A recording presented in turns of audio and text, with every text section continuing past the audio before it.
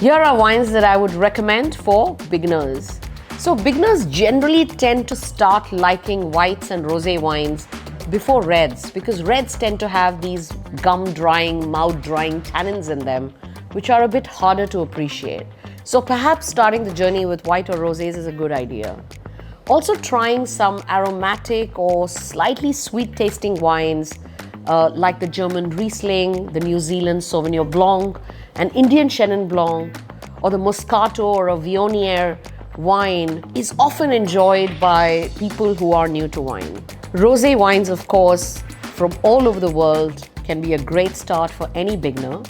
And in terms of red wines, a beginner would probably enjoy something very light-bodied, fruity, with low tannins, like a Pinot Noir, or a Beaujolais, or a Valpolicella, or a young Rioja, or a young, sort of a juicy red Zinfandel. All of these would be great choices for beginners to start their journey in wines. So come along, friends, tag and share this video with some of your friends who you'd like to share this interesting information with.